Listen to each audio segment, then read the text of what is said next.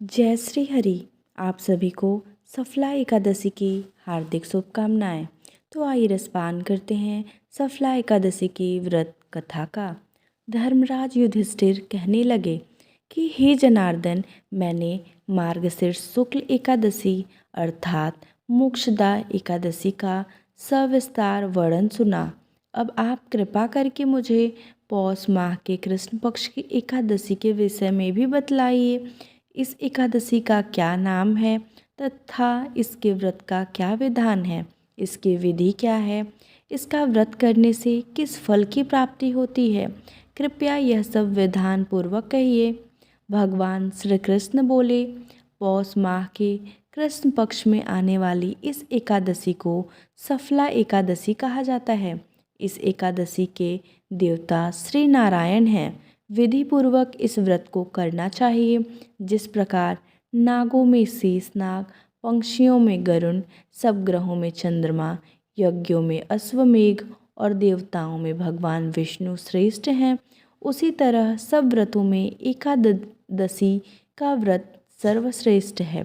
जो मनुष्य सदैव एकादशी का व्रत करते हैं वे मुझे परम प्रिय हैं। इसका महात्म्य मैं तुमसे कहता हूँ, ध्यान पूर्वक सुनो। भक्त वत्सल भगवान श्री कृष्ण कहने लगे कि धर्मराज, मैं तुम्हारे स्नेह के कारण तुमसे कहता हूँ कि एकादशी व्रत के अतिरिक्त मैं अधिक से अधिक दक्षिणा पाने वाले यज्ञ से भी प्रसन्न नहीं होता हूँ। अतः इसे अत्यंत भक्ति और श्रद्धा से युक्त होकर करें। हे राजन, द्वादशी युक्त पौष कृष्ण एकादशी का महात्म्य तुम एकाग्रचित होकर सुनो। चंपावती नगरी में एक महिष्मान नाम का राजा राज्य करता था। उसके 4 पुत्र थे। उन सब में लुम्पक नाम वाला बड़ा राजपुत्र महापापी था। वह पापी सदा परस्त्री और वैश्यागमन तथा दूसरे बुरे कर्मों में अपने पिता का धन नष्ट किया करता था। सदैव ही देवता, ब्राह्मण, वैष्णवों की निंदा किया करता था। जब राजा को अपने बड़े पुत्र के ऐसे कुकर्मों का पता चला तो उन्होंने उसे अपने राज्य से निकाल दिया। तब वह विचारने लगा कि कहाँ जाऊँ, क्या करूँ। अंत में उसने चोरी करने का निश्चय किया। दिन में वह वन में रहता और रात्रि में अपने पिता की नगरी में चोरी करता तथा प्रज्ञा को तंग करने और उन्हें मारने का कुकर्म करता। कुछ समय पश्चात सारी नगरी भयभीत हो गई। वह वन में रहकर पशु आदि को मारकर खाने लगा। नागरिक और राज्य के कर्मचारी उसे पकड़ लेते किंतु राजा के भय से छोड़ देते। वन में एक अति प्राचीन विशाल पीपल का वृक्ष था। लोग उसकी भगवान के समान पूजा करते थे। उसी वृक्ष के नीचे वह महापापी लुम्पक रहा करता था। इस वन को लोग देवताओं की क्रीड़ा स्थली मानते थे। कुछ समय पश्चात पौष कृष्ण पक्ष की दशमी के दिन वह वस्त्रहीन होने के कारण शीत के चलते सारी रात्रि सो नहीं सका। उसके हाथ पैर अकड़ गए। सूर्योदय होते होते वह मूर्छित हो गया।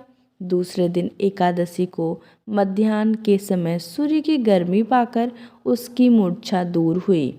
गिरता पड़ता वह भोजन की तलाश में निकला। पशुओं को मारने में वह समर्थ नहीं था, अतः पेड़ों के नीचे गिरे हुए फल उठाकर वापस उसी पीपल के वृक्ष के नीचे आ गया। उस समय तक भगवान सूर्य अस्त हो चुके थे। वृक्ष के नीचे फल रखकर कहने लगा, हे भगवान, अब आपके ही अर्पण है ये फल, आप ही तृप्त हो जाइए। उस रात्रि को दुख के कारण रात्रि को भी नींद नहीं आई। उसके इस उपवास और जागरण से भगवान अत्यंत प्रसन्न हो गए और उसके सारे पाप नष्ट हो गए। दूसरे दिन प्रातः एक अति सुंदर घोड़ा अनेक सुंदर वस्तुओं से सजा हुआ उसके सामने आकर खड़ा हो गया।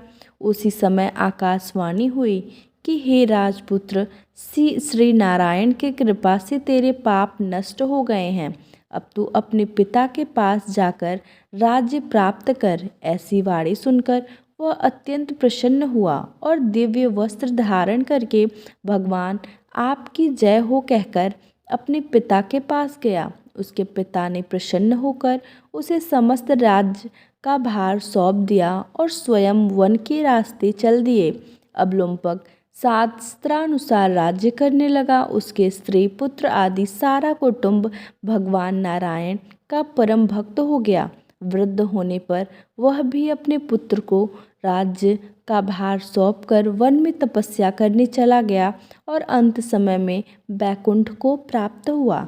अतः जो मनुष्य इस परम पवित्र सफला एकादशी का व्रत करता है उसे अंत में मुक्ति मिलती है। जो नहीं करते वे पूंछ और सींगों से रहित पशुओं के समान है। इस सफला एकादशी के महात्म्य को पढ़ने से अथवा श्रवण करने से मनुष्य को अश्वमेघ यज्ञ का फल मिलता है। तो ये थी सफला एकादशी की संपूर्ण कथा। जय श्री हरि।